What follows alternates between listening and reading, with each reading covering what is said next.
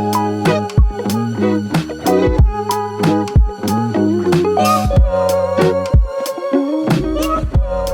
दोस्तों, तो अभी उठ गए हैं। बोर्डोग में आज स्टे किया था, तो अभी ये कैंपिंग एरिया है यहाँ का।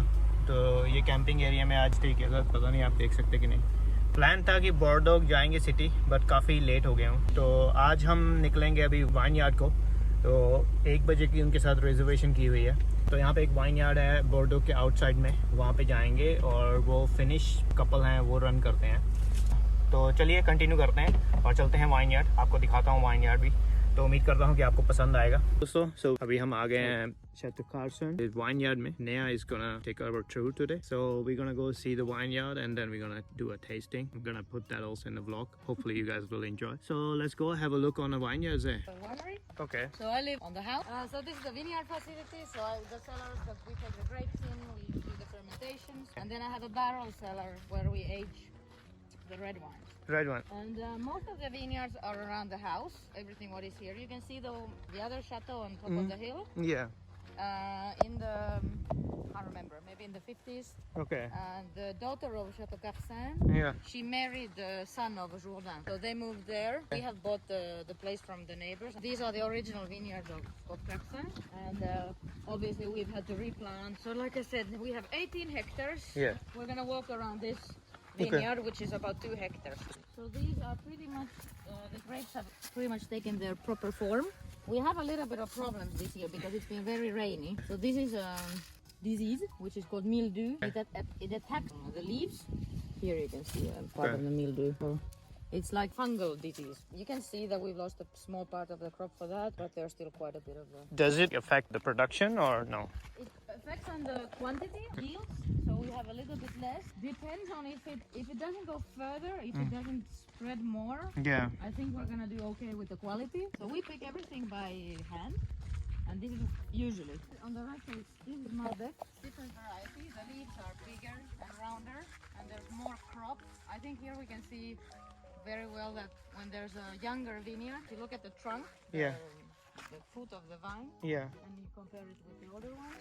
It's you thinner. can see it's finer. Yeah. And the younger vineyards, they push a lot of quantity in the first years. Okay. Maybe even too much sometimes. What we do with this vineyard is that we pick it in 2 times, do it by hand. So we pick, well, depends a bit on the season, but early September, mid-September, and we make rosé with part of the grapes. And then we leave, let's say that we leave like 8 bunches into each vine, and then we'll come back in 1 or 2 weeks to pick it for the red. So we can make 2 wines All right. on the same vineyard. Nice. I also make, we have 2 brands. So we have Chateau Carson, which is the family winery. Okay. It's organic, it's handmade. Depending on the wine, we do filtering and fining of the wines. Yeah. And then I have another wine series, which is called Charivari. Okay. And those wines are 100% natural. So Natural. there's no fining, there's no filtering, there's no addition. So you don't do any addition, like, is it sulfites you add, like, Yeah. to preserve it? I do sulfite addition before bottling to Right. make sure it's fine. Okay. But sulfites, the term natural wine is a bit complicated. Yeah. You know. Is it hard to preserve it? It can be. Yeah. And I think as a winemaker, for me, the most important is to make good wines, to make quality wines, to take care of my vineyards. Okay. You know, if we have a really good ingredients, we can make naturally very nice wines. Even in a natural wine, I heard that there is some. Well, yeah, for sure. Yeah. And the fermentation process, it naturally produces Yeah. sulfites. So Yeah. come on in. Yeah. Wow. So this is the barrel cellar. Nice. It's not as messy as it was a few days ago. So All we're right. cleaning out. So, But it still has some in the barrels here and there. And as you can feel, it's cooler. yeah. So for the barrel cellar, as the barrels are material Yeah. that are there's a porosity on the wood. yeah. There's no glue. These are the staves of the wood. There's no glue. There's nothing. Yeah. But it breathes. So Yeah. the whole idea is that there's a micro-oxidation, yeah. micro-oxidation that comes through the barrel. And if it's really dry and hot, if I put a barrel full of wine outside in the sunshine, it's gonna evaporate quite a bit. Like if you put a glass of water outside, it's gonna evaporate eventually. Yeah. And in here, I don't have foundation on the bottom, so this is earth. Yeah.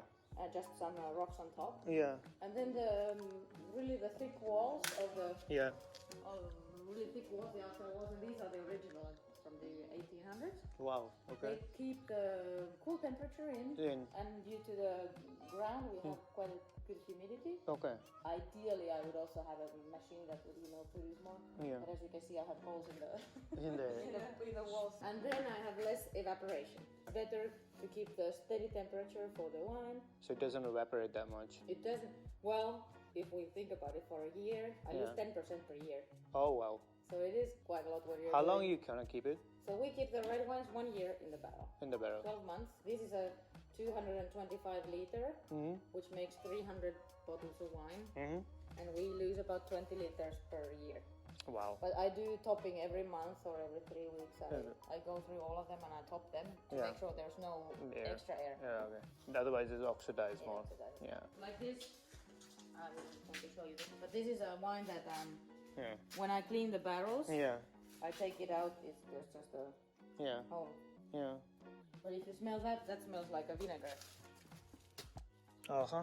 So if that's not the proper one, this is gonna go sent out to the distillery. So Distillery. this is the original press of Cassin. Okay. When we bought the place 30 years ago, Yeah. they hadn't been making wine in 35 years. So this Okay. was used in the 1964. Was Wow. the Last time. Wow. But it probably still works.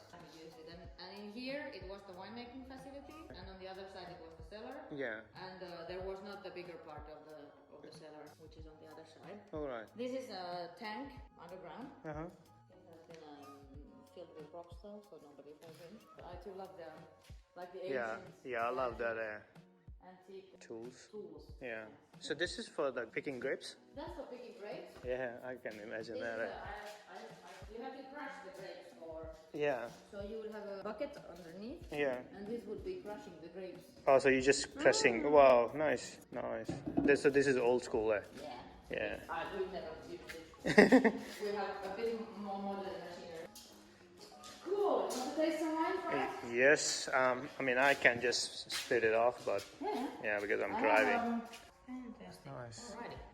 House wines. Okay, these are your house ones. So these three wines, they represent already like maybe 75% of the production. So it's the white, the rosé, and the red of Chateau Cassin. All right. Then we also make a little bit of things on each. As we pitch, when we make a beer, we pitch the yeast. I think that's You what's have to. commercial yeast probably. But how's the vine fermentation? Do you have your own in-house fermentation? So the thing is, yeast? it's a good question. Yeah. And we brew some beer, but just for us. I have a little grandfather. Yeah. And, Everybody has it. I also have it. Yeah. But when you pick the grapes, there's the yeast cells are on top of the grape. Okay. So the yeast lives on top of the skin of the grape. Okay. So it's naturally there. You can do rosé with the two styles of techniques. Either you pick red grapes as you do for white, and you press them and you make the rosé, and this is what we do. In Bordeaux, and sometimes it's also traditional to do what we call a saigné, which means bleeding. French is that when you pick your red grapes for your red wines, you put the grapes, the seeds, everything, you crush it into a tank, and then you would take out some of the juice on the first day. And this traditionally in Bordeaux or big tannic red wines. When you have the must, the grapes and the seeds and everything, when you take some juice out, it would concentrate the ratio with the skins versus the juice, right? And this was the idea. So they would take some juice out, there would be less juice left, but all the skins and the seeds and all the tannins, the anthocyanins, all of the color and everything, it's on the skins. If you think about a red grape, if you buy it, let's say you buy it from a supermarket, and you cut it in half, the pulp is white, right? Yeah, exactly. So everything is on the skins. And this was traditional technique to make richer red wines. And that would make a crappy rosé because you would already have about 14 degrees of alcohol and quite a heavy color. And I like to pick, like I was saying, we pick part of a Merlot and part of the Malbec, especially the younger vineyards for the rosé. So how is lighter color? It's just from the bleeding that you said. No, actually. So if you want to have a lighter color, if we would do the bleeding, that would be much harsher color. When we want to do a pressing, this is the natural color because I don't add anything or so on. But when you have a rosé that's really, really pale, there's usually an enzyme or charcoal that's used to get rid of the color. All right. Or depends on the variety. With the Malbec and Merlot, the color is more naturally extracted. With Cabernet, you can perhaps it's easier to do a lighter rosé, but still a lot of wineries, what they do, which is a part of the business. Not everybody does everything naturally. All right.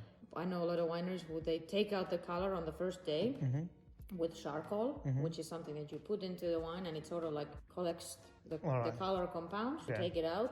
You have a very clear, not quite as clear as white, but very clear rosé.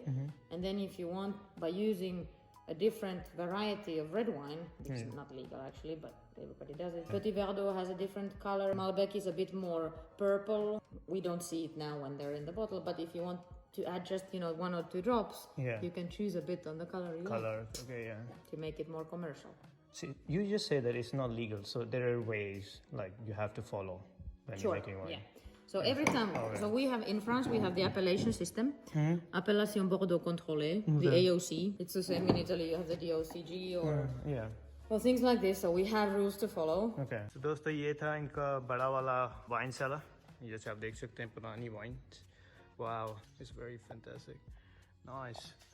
Just storage के लिए use कर रहे हैं, ये बता रहे हैं. तो ये था हमारा ट्रिप. आपको उम्मीद करते हैं आपको पसंद आया होगा.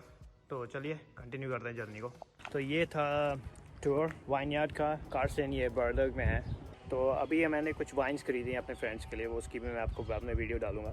तो बेसिकली ये कल्चर है फ्रांस में वाइनयार्ड का, और वाइन का जो नाम होता है वो उसके रीजन के हिसाब से होता है. आप में से कई लोग ये जानते होंगे.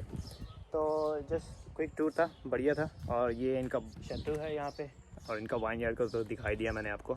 तो उम्मीद करता हूँ आपको पसंद आया होगा. और आगे अभी नेक्स्ट रीजन में जाएंगे. अभी डिसाइड करूँगा कौन से सिटी जाना है नेक्स्ट. तो ये मैंने आपको दिखाना था. उम्मीद है आपको पसंद आया होगा, और अगर पसंद आया तो प्लीज़ लाइक कीजिए. और अगर आपको ऐसा कंटेंट और देखना है तो प्लीज़ सब्सक्राइब कीजिए मेरे चैनल को, और बेल आइकन को दबाना ना भूलिए, बिकॉज नेक्स्ट जो व्लॉग्स आएंगे उसके नोटिफिकेशन मिलेंगे आपको. और अगर आपके फ्रेंड्स जो कि यूरोप का ट्रिप लगाना चाहते हैं, उनके साथ ये वीडियो शेयर कीजिए, के लिए इन्फॉर्मेटिव होगी. तो दोस्तों आप देख रहे हैं सन नेचर टेक, और मैं था आपका सनी नेचर. तो मिलते हैं अगले व्लॉग में. शुक्रिया.